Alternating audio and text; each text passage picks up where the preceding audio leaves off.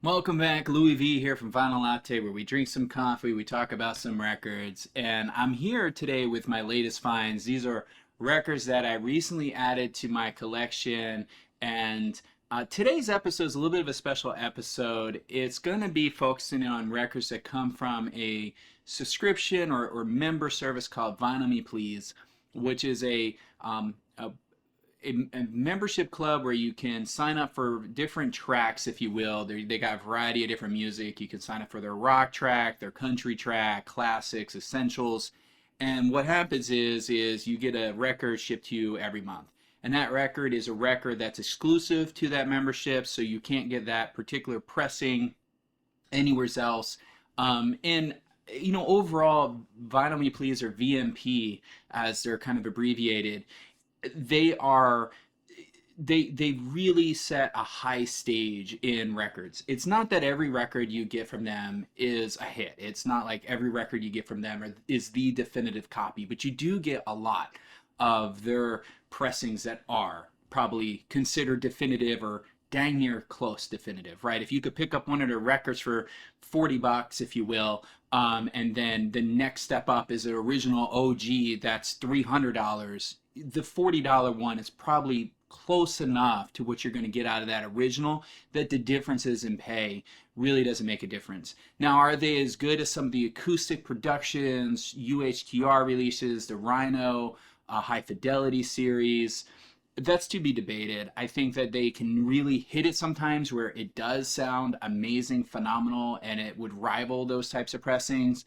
But more than not, what you're going to get is a bunch of 4.5s, 4.75 records, and then you're going to also land your occasional 5.5. So the value for the money is really good. So for more details, I'll put it down in the description. I know that some of the folks watch this are probably already VMP members, and you're just more wondering what I grabbed recently from their catalog. But if you're new to them, they're definitely worth checking out, especially if you're looking to build out your catalog and fill in some holes. And I'll give you an example. This is one of their essential releases that I recently grabbed. This is what's first up here. We got Demeter's Rejuvenation, and this was originally released in 1974. This was their fifth studio album and is often cited as the definitive funk album, or at least one of the definitive funk albums. It really showcases the band's craftsmanship in creating, music that's not complex, but it's also irresistibly danceable, right? It's just amazing music. You put this on, and your body some happens. It's like it's uncontrollable. You just have to move. And while you might not be directly familiar with this album itself, you probably heard samples of this album in hip hop, in rock, and other genres.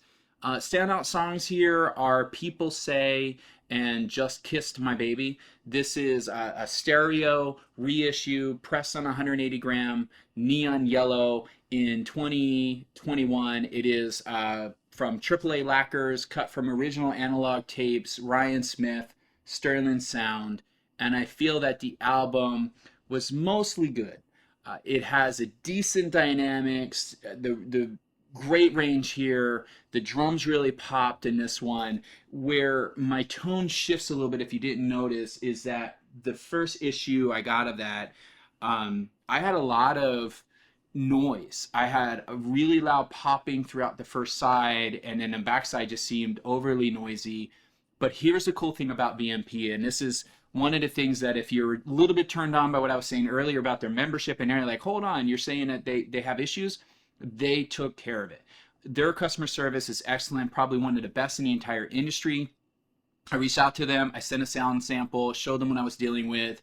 That day I had a shipping label generated with a new pressing. Next day it went on the mail, and I had it later that week. So they were able to replace the record. Now I have one that sounds great. And I think if I would have listened to that first before going through that customer service experience, I would have definitely saw this a little bit higher. But to me, it's a 4.5 just because I had to deal with some of the hassle, I think, early on. But it is also a testament to just how stellar VMP's customer service is.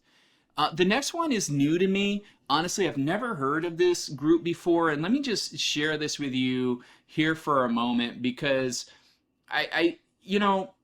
it's worth saying that some of these albums that I'm sharing with you today, I also got at highly discounted rates. There was a weird phenomenon that happened. So VMP, part of their 10 years celebrating their 10th anniversary, they went ahead and they pressed like all these, just like repressed a bunch of their albums that were originally released as part of their membership. And I think they just had some leftover stock coming into the new year. They were looking to blow out some of that stock, so they had a warehouse clearance. On top of that, come Valentine's Day, they released a 40% off coupon. And weirdly enough, or maybe, I don't know, I really benefited from it, but they stacked. You had the discount from the warehouse, and you had the Love 40 discount that stacked on top of that. So you were able to get records for like $7 that would normally cost a heck of a lot more than that. And this is one of them. So I didn't know who they were. It is an indie folk album, which is not my strong suit. It's not something that I am deeply familiar with. But I will tell you that this was a treat. This one really caught me off guard. And it's one of the few albums that I picked up from the sale that I'm grateful to have. And I think it's an attribution to their entire brand. So let me touch on it here. Let me show you who it is. This is Bright Eyes, I'm Wide Awake, It's Morning. That's the title. And I did a little research on this album. And this is apparently, you know, this album received widespread critical acclaim. It performed well commercially. It was a success. And I'll be honest with you, I listened to it and it's not bad. The songs here have, you know, emotional depth to them. They delve into themes of, you know, lost love and politics, and, you know, most music today does. It definitely has this folk and country vibe to it. You got your acoustic guitars, harmonica. There's even the occasional pedal steel guitar as well. And, you know, you got you got folks like Emmylou Harris makes a couple appearances, which really just kind of furthers that Americana feel to the entire album. It's not something I would have picked up, but I did, and I really enjoyed it. And I think that's really goes to the attribution of the brand of VMP. Their slogan, if you will, is Lost Sounds Found, and it's supposed to help you find music that either A, you wouldn't have otherwise purchased, or B, maybe it was just the music has been lost to time. It's been aged out. People don't listen to it anymore, but it's still relevant and it still can get people engaged, or it just hasn't been pressed in vinyl. So they do a lot of cool things, and this is a great example of that slogan coming to life for me. This is a reissue from VMP 2022, 180 gram vinyl, red marble, pressed at GZ. And it, like I said, it sounds great. There's no warps. It's got good dynamics. It was mastered well. Does it blow you away sonically? Nah, I don't know. I think it doesn't, but I think you also would be really, really, really searching hard to find something wrong with it. For me, it's a keeper. I think it was a nice surprise. I'm glad to have it in the collection. And I have another one. It was also another wonderful surprise that I purchased without knowing anything about. And that is Remi Wolf's Juno. And I'm going to be honest with you, I judged a book by a cover.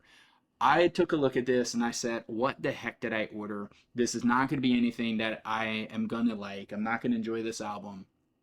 And I was wrong. I was really wrong. And it surprised me, even today, looking at this cover with all the dogs and everything that's going on here and her in the middle. I'm deeply wrong on this one. Remi's debut album, it's pop in genre, but it does combine some elements of funk, soul, and alternative pop. The lyrics here are playful. There's plenty of catchy hooks. And if you listen hard enough, you can hear her, you know, vulnerability as she touches on themes of personal growth and mental health and complex relationships.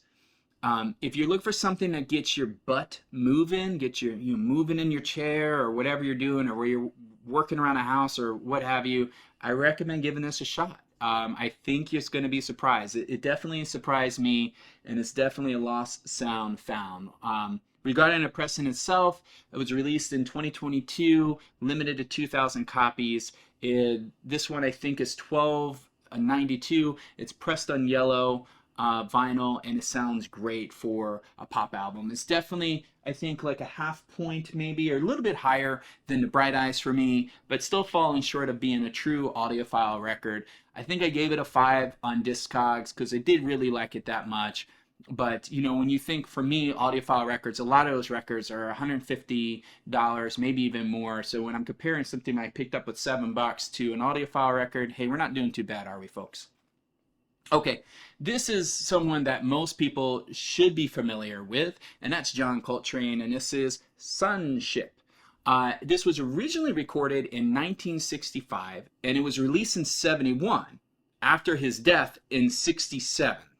Okay, so let's keep the math straight here. So this came out after his death. The album really does represent one of the later phases of Coltrane's music where, you know, his work kind of furthered into that avant-garde, and he really explored the boundaries of jazz. It features McCoy Tyler on piano. You got Jimmy Garrison on bass. You have Elvin Jones on drums. The tapes were edited and compiled by his wife, then widow, Alice Coltrane. And if you like spiritual jazz, I think you'll like this album. You'll really enjoy this album. This is not an album I would recommend to somebody who's just getting into jazz. It's not that type of album. But if you're maybe if you're coming from rock, or maybe if you're coming from punk rock and you're used to a lot of things going on, then yeah, okay, maybe. But I think more seasoned jazz folks will like this one. It's not going to be something if you're brand new. If you're brand new and you're trying to get turned on to Coltrane because you're familiar with the name, check out Ballads. I think Ballads is a good starting point. This is also another 2022 reissue, pressed at RTI, 180 gram, black audiophile vinyl as it's labeled. I don't know what that really means. It's AAA, cut from original tapes, Ryan Smith again, sterling sound, includes some listening notes on here. And it's a little bit on the, you know, quiet side when you play it, so you do have to turn up the volume, but once you do, oh boy, does that sound just open up. The dynamics are just, they're tasty. They're really good on this one. There's great separation in the instruments. This one is just hair shy. It's solid, you know, 4.75 out of 5 for me. There's so many killer sounding jazz records. I'm really judging this one hard, really hard. There's so many one steps out now and reissues on these high quality pressings that it's just getting really hard to compare a normal reissue to some of these really high end, super well done jazz records. It's a little bit unfair. And I felt this one was just a hair from being perfect, but I do feel like I don't need another copy. This is it. This is really good. I'm going to keep this one. I don't need to replace it. I'm not going to go find another pressing. In fact, there's even a part where if you really listen to the album, you can actually hear the room acoustics, which I think is a really cool treat. So I just wish it went a little bit further, but it's dang good. For some folks, they're going to be thinking, what? How do you not give that a perfect 5 out of 5? I don't know, just maybe because I heard some other things that I just thought really did a better job. Sticking with jazz, we got Ornette Coleman here. We got The Shape of Jazz to Come, released in 1959. This was a groundbreaking work. He really had a radical approach to jazz in which many people kind of discarded. He actually struggled getting his name and getting into groups and bands. There's a whole write-up here in the back that would take you a minute to read about all of his you know, struggles, if you will. And when this album dropped, it was definitely met with some controversy. You know, some people, they really hated this album. And others, you know, they kind of embrace it. Like, oh, it's something new and fresh and in jazz, right? So it's one of those albums that people, you know, I don't know. It's like you go one way or the other. I think you understand those albums. You either really like them or you don't. In the end, Ornette, you know, Ornette, sorry, he really played a role in pioneering this whole free jazz thing, right? This whole free jazz movement. And his album was likely the first and most influential in that. The quartet that is used in this album has Coleman on alto sax. You got Don Cherry on pocket trumpet. You got Charlie Hayden on bass, and you got Billy Higgins on drums. And if you were paying attention to that lineup, you'll notice there's no piano, right? It was unconventional at the time for jazz. You needed to have piano. So it just further just shows you how much Coleman was pushing jazz at that time. Regarding this pressing, it's mono. It's pressed at RTI on 180 gram, lacquer's cut from the original mono tapes. Ryan Smith, again, sterling sound. This was released in 2022 and includes some listening notes. And this is an easy 5 out of 5 for me. This is dynamic. The saxophone is right in your face. You got, wide soundstage. Well, let me touch on that. Wide soundstage for mono is not stereo wide soundstage, but it's definitely three-dimensional, and it definitely expands a little bit past the speakers, right? But for a mono record, I should say the soundstage is excellent. Very three-dimensional. It's an album that VMP just nailed, and super awesome to have it. We'll go on to Son of Schmilsson by Harry Nilsson here. This was released in 1972 originally. It was a follow-up to his critically acclaimed Nilsson Schmilsson. Harry continues to push his diverse musical styles on this album, blending these elements of rock, pop, and actually humor. While still having moments, though, there are moments where his songs get into this emotional depth, and there are some sincere songs on here. The standout tracks are Spaceman and Remember Christmas. The album features, a contribution from notable musicians such as Peter Frampton. You got Nicky Hopkins on here. You even have Ringo Starr. And even with that stellar lineup, this album won't be for everyone. Harry's work is like fine art. Some people really, really, really appreciate it, while others just stand there staring into space, hoping that they get hit with a moment of clarity to understand what the heck other people like in this piece. And I think that's Harry. So if you're new to his music, I recommend streaming it first, and hopefully you'll like it. Hopefully you'll be one of those folks that tend to start learning to love fine art. The pressing itself is from 2024. It's limited, it's numbered edition, AAA, cut from tapes Ryan Smith, Sterling Sound, pressed on black and white vinyl at GZ, and sonically, it's good. I'd give it like a 9 out of 10, but it's good. It's you gotta like the musical's taste before you even get into the sound quality with any of Harry's work, I feel. Okay, next up, we keep rocking on here with Sleater-Kinney. This is The Center Won't Hold, which is the 9th studio album by the American rock band, produced by Annie Clark, I should say, who's professionally known as Saint Vincent. The album represents a sonic shift for the band. It really incorporates more of this electronic and pop elements into their signature punk rock sound. This album, lyrics sort of delve into themes of political upheaval with some personal turmoil and societal decay. It really kind of reflects the band's response to this kind of contemporary global climate that we're in right now. There are, however, some really strong undercurrent to all of the resilience and defiance, capturing the band's kind of spirit of resistance on here. So it's got the lyrics definitely have some depth to them. It's not your typical punk rock album. Well, punk rock folks would argue and say it's everything punk rock should be, but I don't know. The lyrics on this is just a little bit different for me. It's reissued in 2019 on red, 180 gram vinyl, pressed at GZ. I'm going to be honest with you. I haven't listened to this one yet. Hi, future me here talking to present you, and I wanted to let you know I did end up listening to Sleater-Kinney, and I will tell you that my opinion of the VMP press is that it kicks.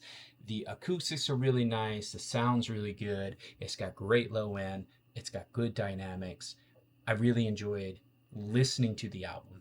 Do I think that the work is phenomenal from a music writing capability?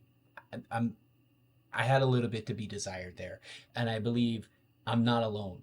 The negative reviews on this particular album for this pressing has nothing to do with the sound quality. Folks really like the sound quality. What they've done is use Discogs incorrectly and also graded the music. And since they weren't happy with the music, and they weren't happy that St. Vincent went ahead and has so much influence into the band, they rated it low, which is not the way you use Discogs, folks. So sound quality, A plus. Really enjoyed it. Was very, very good. Just wish that the content overall was a little bit more engaging. All right, we're going to take one more detour before we get to some country albums, and I think we kind of conclude with some country and folk albums, and we're going to get into some hip-hop here, and that's going to be The War Report by Capone-N-Noreaga, and this is they otherwise are known as CNN, and this album was originally released in 97, widely regarded as a classic in hardcore hip-hop genre.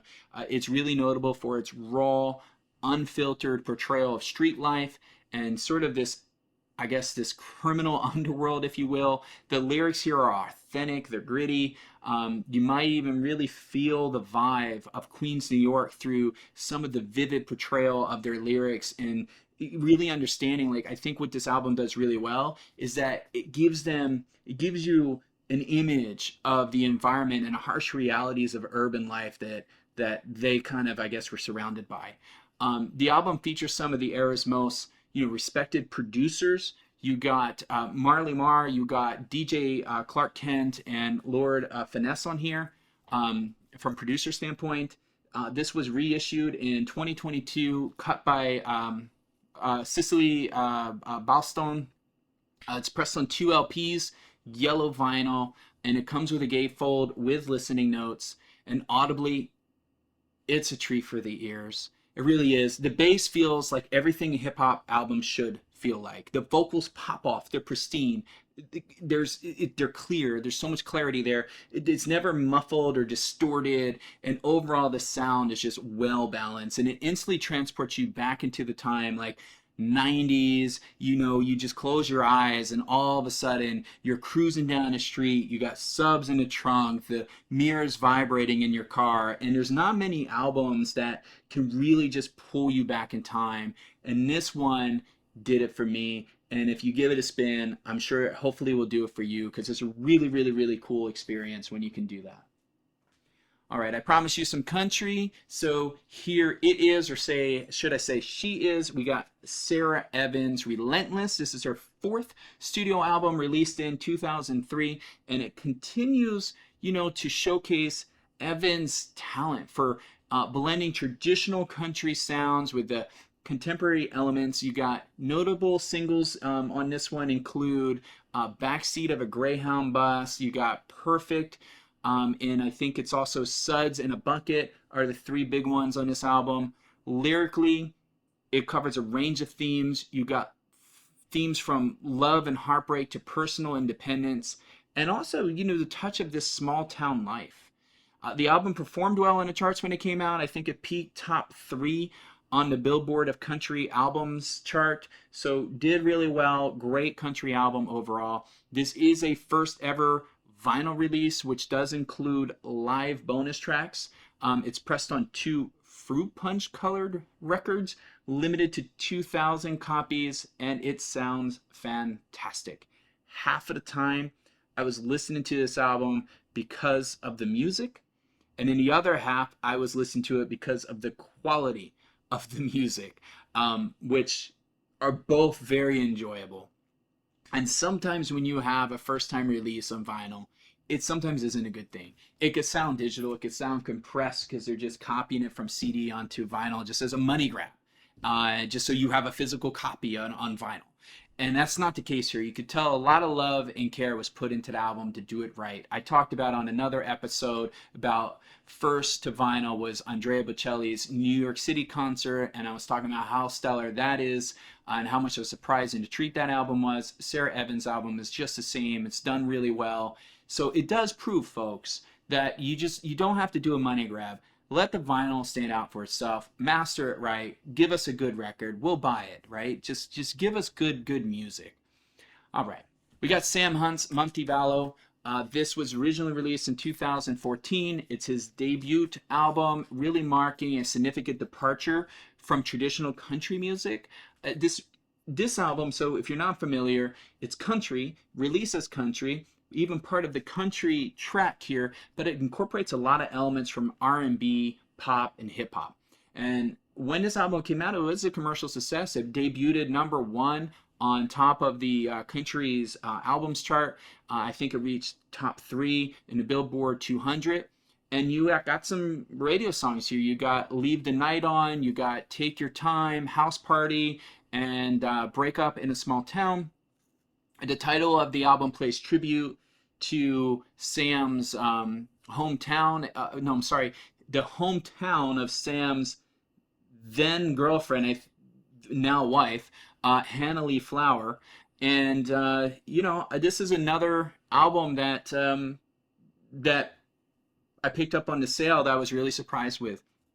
It's reissued by VMP in 2021. Lacquers were cut by Ryan, Sterling Sound, plated this time at Welcome to 1979, 180 gram vinyl, crimson dye, tie-dye I think this one is, and it does include listening notes. And I gotta tell you, like I was alluding to earlier, this one really blew me away. I was not expecting what I heard here. I actually thoroughly enjoyed this album. It has nice reviews on Discogs as well, so the clarity and everything seems to be okay. I think that's a good example of another lost sound found for me personally. And if you're not familiar, you give it a spin. Hopefully it will be a lost sound found for you.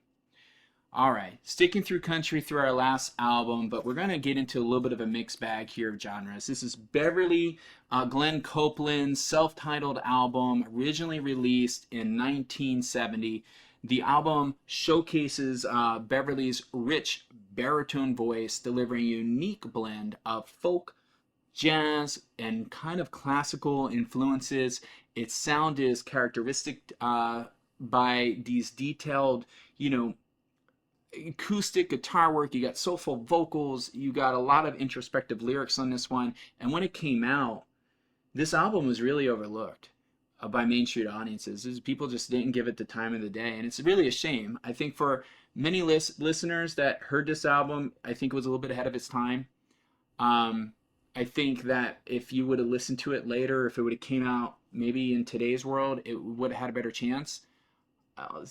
People will say it's the music. I'm trying not to get into some specifics here, but people will say it's the music. I think sometimes it's people's opinions about folks, prejudgment.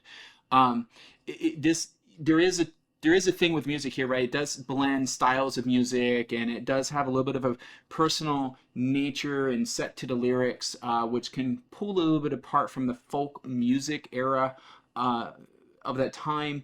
But honestly, I think this came out today, we would have a much different opinion. And sonically, it's a good sounding album. Its mastering is done well. There's no distortion or surface noise, and I thought there was a decent soundstage on this. I think it was really good, well done record. Reissued by BMP in 2021. It's pressed on 180 gram blue vinyl, blue translucent vinyl. Swirl, I think, is on this one too, at GZ. And I really enjoyed it. I gotta say, it was really a treat for me. I'm kind of happy to have it in a collection. Somebody on Discogs mentioned that, this album can sit right between Van Morrison and Nick Drake, and I gotta say I agree with that. So if you're not familiar, if Beverly Copeland just kind of skipped over your life, I recommend checking it out. Pick up the record or go stream the album. Just give it a chance. Well, folks, that's a wrap for today's episode of Vinyl Latte. I hope that you enjoyed this mix of albums, these different genres, as much as I did sharing them with you. Don't forget to do that whole like, subscribe, drop your comments. It really does help the channel, and it really helps me come up with some ideas on what to review next and what to share with you next. So until next time, keep those records spinning and keep your coffee warm. I'll see you next time.